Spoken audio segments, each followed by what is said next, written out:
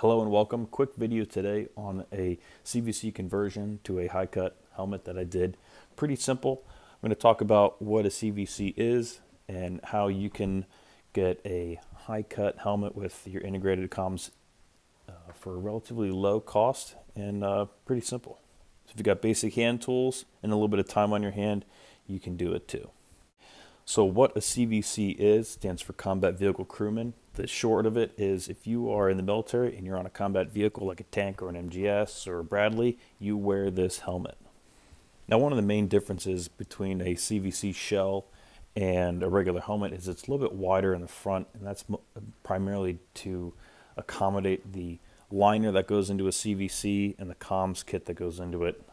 This is a fully put together CVC right here. You can see the wide front brim and that integrated headset and comm system within the shell. The Bose headsets and that foam padding in there is fairly thick, so that's one of the reasons why it's a little bit wider, is to be able to accommodate that liner system in there.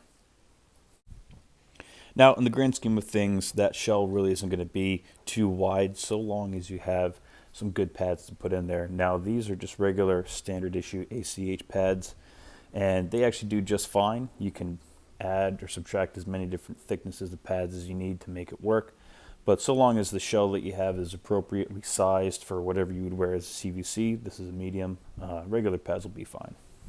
All right, now the most involved part is going to be drilling holes through the helmet to mount your chin strap and your rails and whatever other stuff you want to put on your helmet. And before you start doing any of that, make sure you remove the green snap straps that hold the liner inside the shell. Now the tools I used to complete this is a 1/4 drill bit and a flathead screwdriver.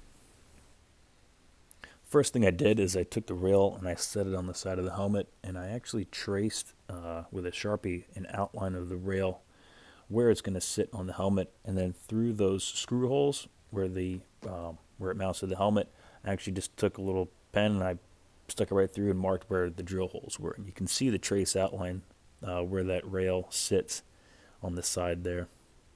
It's not going to be perfect, but it's good enough. On the inside of the shell, you can see where that screw comes through on the back side. So long as you have the appropriate length screws to make it through the rail and through the shell, it's going to thread quite well. And then you just repeat the process for all your other drill holes. Folks, this whole process was super easy. It really only took me about 20 minutes to do the whole thing. Parts and stuff came from Amazon, so you really don't have to spend a whole lot of money. Beg, borrow, or tactically acquire, and you can get yourself a fairly good helmet setup.